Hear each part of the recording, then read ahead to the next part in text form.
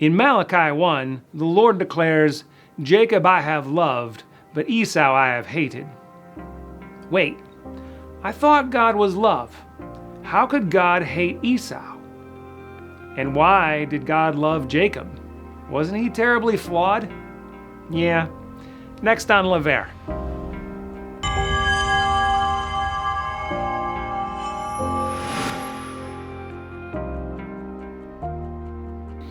Hey there, I'm Matthew Shaner, and this is Channel Levaire. We deal with Christian apologetics, Bible teaching.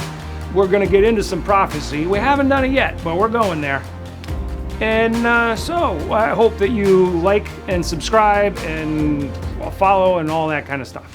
All right, let's get started with this next question. How could God hate Esau? Why did God hate Esau? And how could he have loved Jacob? What does all that mean? I actually, on our Facebook page, on the Levaire Facebook page, just this week, saw an atheist use that as one of the reasons why God wasn't worth following. Well, obviously, they didn't know much about the Bible, right? And so that's what we're going to unpack today. Well, the answer to why God hated Esau is twofold.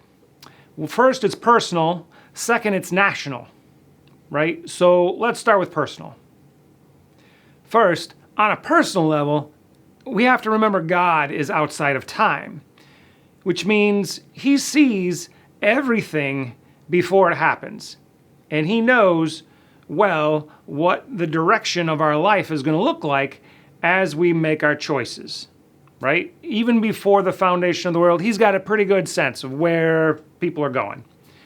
And so when it comes to Jacob and Esau, same situation. Now we have free will. In all of this, we have free will. Don't make that mistake.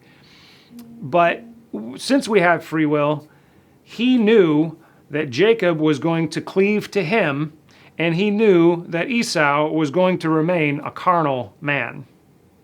Otherwise, we would be predestined, pre-programmed robots that would march our way through life, destined for either salvation or damnation, and it'd be no fault of our own. Now, there are times when we recognize that God intervenes and adjusts our outcomes, right? However, we also tend to take that too far, and we end up sticking God with everything, good or bad, that happens to us. We seem to forget that there is a spiritual enemy out there who hates us, who he seeks to steal, kill, and destroy. We forget that we have our own choices, and we sometimes make bad ones. We forget that other people make their own choices, and sometimes they're not good, and sometimes those people's choices affect us, right? And then we live in a fallen world. That's a reality. There's still death, disease, and decay all around us. So God didn't force Jacob into relationship with him, just as he didn't force Esau to remain base. God knew what choices they would make in their lives, and so maybe some of his affection was based on that. But wait, in Genesis 33, when Jacob and Esau meet, Jacob has already spent a little while trying to bribe his brother in advance of his approach. And Esau tries to deny the bribe. He tries to push it away. He's like, brother, no. He calls him brother first, so that right there is kind of a warmer greeting. But then he tries to push away this bribe that Jacob's been making because he has plenty of his own. So it seems that the Lord, even though we could say, Esau I hated, Jacob I loved, Esau was blessed by God. He was being prospered by God. So maybe this isn't a personal contempt. Maybe God's still love. There is another facet to this, and that's if we look at the word hate. If we look at the word hate And we use it in our modern sense, like, wow, I really hate cornflakes. I don't like to eat them at all. That would mean like we have a strong distaste for it. We abhor cornflakes. There's another confusing use of the word hate in the New Testament. You remember when Jesus says, if you don't hate your mother, brother, father, sisters, wife, children, everybody, parents, like everybody. If you don't hate everybody else, you can't be my disciple. That's confusing, right? Well, that term hate actually means love less. And so once we understand that in that usage, Jesus isn't saying hate and despise your family, whom he gave to you. He's saying if you don't love less, if you don't reprioritize me in relationship with me, God, above everybody else, these gifts that you've been given, you're out of whack. You can't follow me. You're going to be following them. You're going to be following the whims of this world, right? So if hate means love less, well, maybe that's what God meant by I love less Esau. That's still a good theory. That's a possibility. So did God hate Esau personally? I don't think so. I think that's what brings us to the second part of this question, nationally.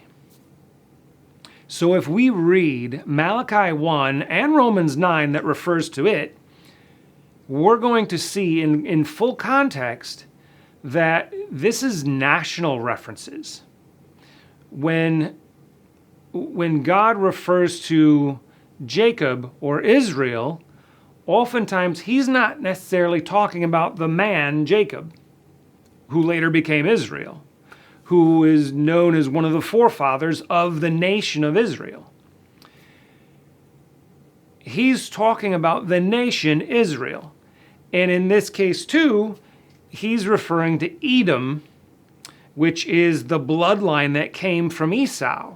So when God says, I hate Esau, well, now we have to ask, well, okay, if he's not talking about the man Esau personally, and he's talking about the nation of Esau, or in this case, the nation of Edom, E-D-O-M, why does he hate Edom?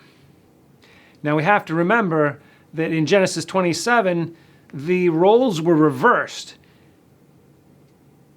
Esau was who was the older one, he was going to be serving Jacob. And that's how it turned out.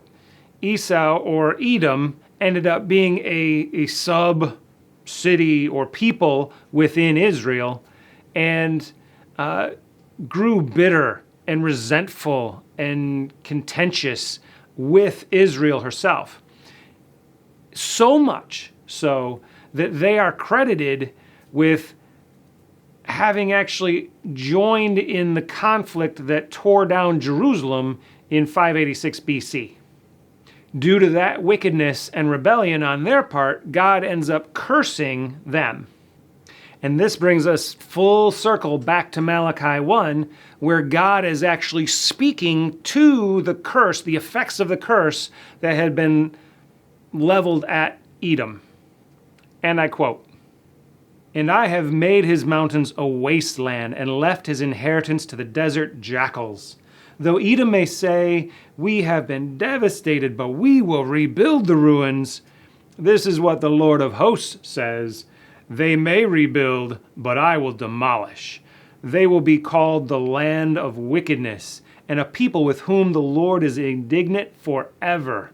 You will see this with your own eyes, and you yourselves will say, the Lord is great, even beyond the borders of Israel." So you see, God's approval or disapproval can go way beyond a single generation. God sees the fruit of our lives even generations from now. And though they fell under judgment over and over and kept missing it, Israel always kept a remnant who was faithful and followed God. Edom turned on its brother Israel and brought God's curse upon themselves. When God made his covenant with Abraham, one of the terms that he stated was that I will bless those who bless you and curse those who curse you. And so God has loved Jacob, but he has hated Esau. Okay, that's all for this lesson. Make sure you like, subscribe, comment, and I will see you next time. Remember, it's the truth that sets you free. Bye for now.